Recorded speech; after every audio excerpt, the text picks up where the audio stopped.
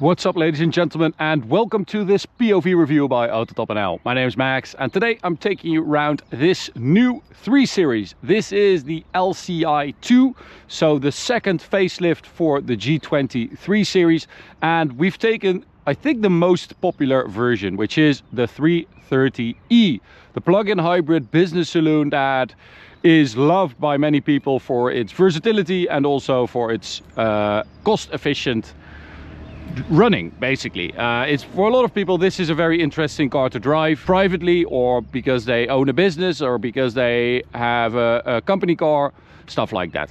And also I think it still looks just great. It is just one of my favorite BMWs. The 3 Series in general, I think they did a really good job. I'm hoping they're not messing up the next one, because this one is really good. So today I'm going to show you around it. We'll take a look at the spec, and then we'll take it for a drive towards the Autobahn for an Autobahn blast.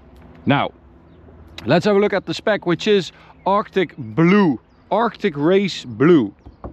This color, it's new for this new facelift 3 Series, and I think it's a really good color. It suits the car. It's sort of gives it sort of a sporty look, but still quite classy. This is just great, perfect. This car also has the M Sport package and the M Sport Pro package, which means that you get extended shadow line, so all the black stuff. You get different bumpers, black kidney grille, the M Sport brake system with the red calipers, you get sports seats, all that kind of stuff. A little bit of a different rear bumper as well. But for the 330e you don't get different power steering and different dampers, so the M Sport dampers, unless you separately choose those as an option, because I think they want the basic version of this to be more comfortable. So even if you go for the M Sport package, you get a more comfortable car, but then you can spec M Sport suspension and make it a little bit more sporty. But that might have something to do with the weight, because it's just over 300 kilos heavier than a 320i, which has the same engine. So that also might have something to do with it. Maybe that's not the best choice to go M Sport suspension in a car that weighs 1910 kilos, according to BMW. So wheel wise, we have these 19-inch individual wheels. As I said, behind that the M Sport brakes with the red calipers, Pirelli P0 tires. These are 225s at the front. They did improve suspension and damping, in particular with the LCI 2, so they wanted to make it a little bit more comfortable and a little bit more like solid feeling. That's also why they changed something on the rear strut, I think, for the LCI 2. Not the front, it's just the rear. And we have 225 tires at the rear as well. M Sport rear bumper with the black tips for the extended shadow line pack, and then of course also a little black spoiler here. This of course is the biggest penalty basically for choosing a 330e, because the fuel tank is underneath there. It's on top of the rear axle, so you have a little bit of space here for your charging cable, and then this is your boot. It's not great. It's quite small. It's quite a big difference with a regular non-hybrid 3 Series, but that is the penalty you pay. Now, the biggest change that they've made to this LCI 2, and the reason why we've taken the 330e, because it's had the biggest change of the 3 Series, the battery, they've increased it to 22 kilowatt hour, and you can now do up to, depending on the options you choose. So I'm assuming that because we have the M package Pro and the 19-inch wheels and stuff like that, that we don't have the most efficient version. So you should be able to do 101 kilometers of electric driving with this new battery, depending on the options. And the engine is still the same, B48 2-liter 4-cylinder engines, basically the unit you find in a 320i, 184 horsepower, 300 newton meters. You add to that 109 horsepower from the electric motor and 265 newton meters of torque. Add that up and you end up with 292 horsepower and 420 newton meters of torque, which is good. That is actually decent for, you know, for a daily 292 horsepower. That is pretty good. And it also means that because you have the additional electric power, even though it is 300 kilos heavier than a 320i, it's still quite a bit quicker. So 5.9 seconds to 100 instead of 7.4 for the 320, and the top speed is 230. And you should be able to drive fully electric up to 140 kilometers an hour, which is also pretty good. Interior wise, as I said, we've got the sports seats, which are great, very supportive, very comfortable. I mean, this is a great interior anyway. It has always been great. Steering wheel is also new. Don't really like that. I don't really like this part on these new BMW steering wheels. I think this is just a little bit cheapy. Other than that, this is all really good. We've got carbon fiber on the interior as well. This black leather with blue stitching. Yeah, this is really good. And then we have the iDrive 8.5 with a double screen. Still not a big fan of this, but it has been improved with the shortcut buttons down there. And yeah, that's basically the most important stuff.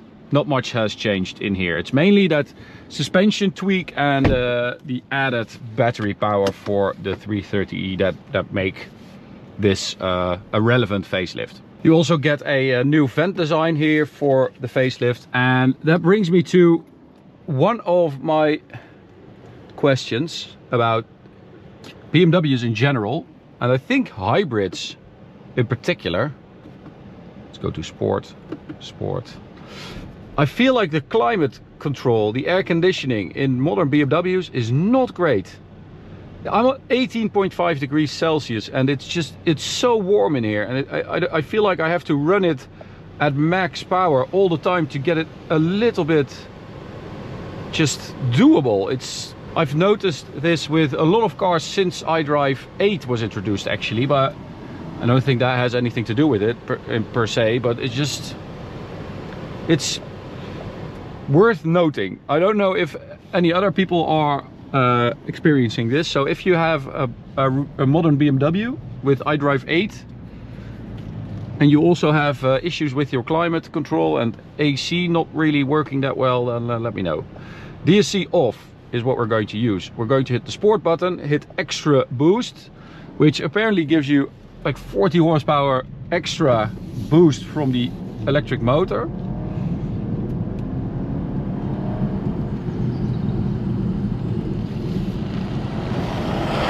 However,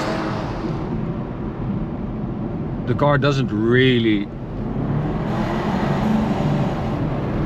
feel sporty. All this M stuff that you have, you know, the sports seats with the M logo there and the M over there and all the M colors there and all the things that they are trying to distract you. It's not a particularly sporty car. However, it is rear-wheel drive and it has a pretty good balance. The suspension feels pretty soft still, but it is very comfortable and it maintains a nice balance between sporty and comfortable driving. As a daily, a car that you want to spend a lot of time in, or you have to spend a lot of time in, I think this is actually a pretty good balance. But don't be distracted by all the M stuff. Buddy rabbit.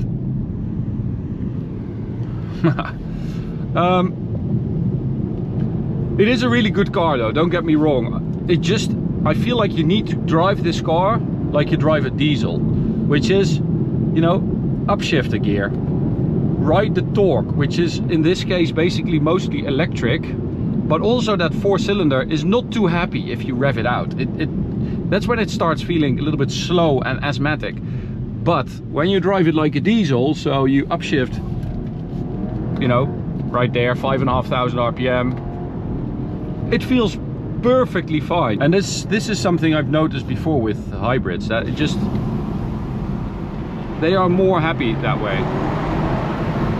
It just feels like that is the way you should be driving it. I don't know why. Well, I don't know. I do know why, because relatively speaking, it's got quite a bit of torque. Launch control active, full throttle. And that's 105.85. That is right on the money. 5.9 is what it's supposed to do.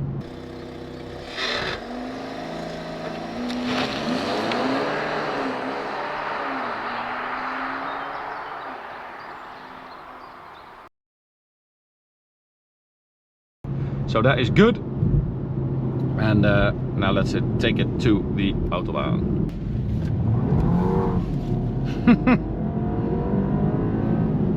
So there's still some playfulness going on. If you push it hard enough, it'll just slide, which is great. So my electric range is at 64 and I'm almost full. So to give you an idea of what it's going to do, I don't think that in this spec you would be able to get 100 kilometers of range anyway, because of the wheels and the M package and stuff like that, but there you go. Alright, so Autobahn, top speed 230 as I said, and let's also check out the 100 to 200 time, if we have space for that, because it takes quite a bit of time. With the last 330e we did 69, but I have to say that was a touring, so that might be a tad slower than the sedan, but we're going to try it, I think, right here and see what it will do. I will say though, I think this was part of the rear strut tower change they made to the suspension. It's very quiet in here. I really like that, even with these P0s, but it's very comfortable because of that. Okay, so let's see. I don't know for sure if we have enough space, but I have to give it a shot sometime. Extra boost is on, 420 Newton meters there, 292.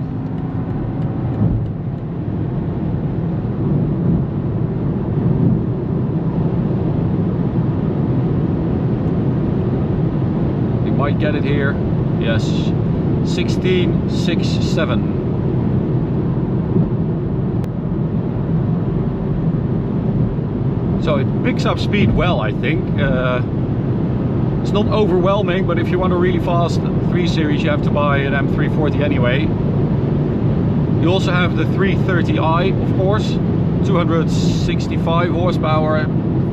You know, it has this same engine, the B48. I think that is a really good car, and I think that's probably also 300 kilos lighter than this, which is significant.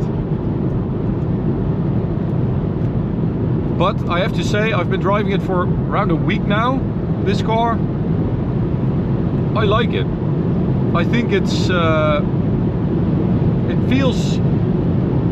feels quicker than it actually is most of the time, which is good. It doesn't feel sluggish, especially, you know, like I said, when you drive it a bit like a diesel. So don't wring it out, don't try to chase those revs and the red line. It's actually a pretty swift car.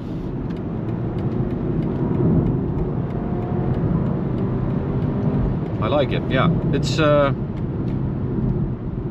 still holds up. It was introduced in 2018. We had a big facelift, of course, around, what was it, 2022, something like that.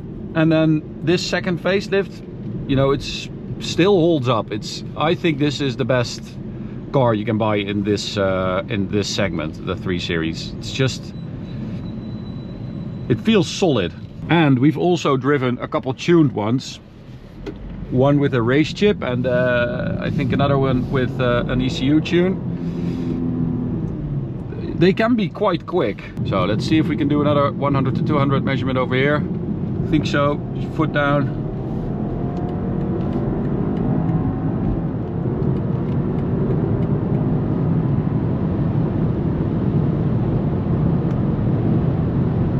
I mean, this is pretty good.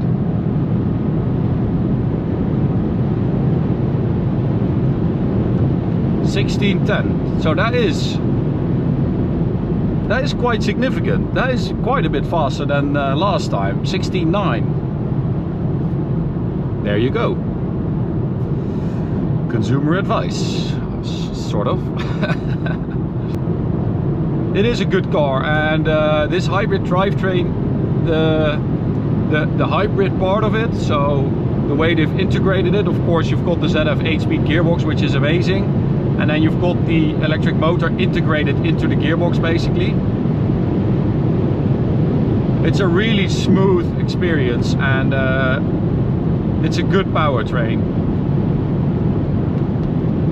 You hardly notice it, basically, that it's electric. Sometimes you just feel a little bit of a push and you're like, okay, that's the e-boost. And also cruising 200 kilometers an hour, it's nice and quiet and comfortable. For a 3 Series, I think this is very impressive. So that's top speed. I can feel the limiter starting to kick in. 234, something like that.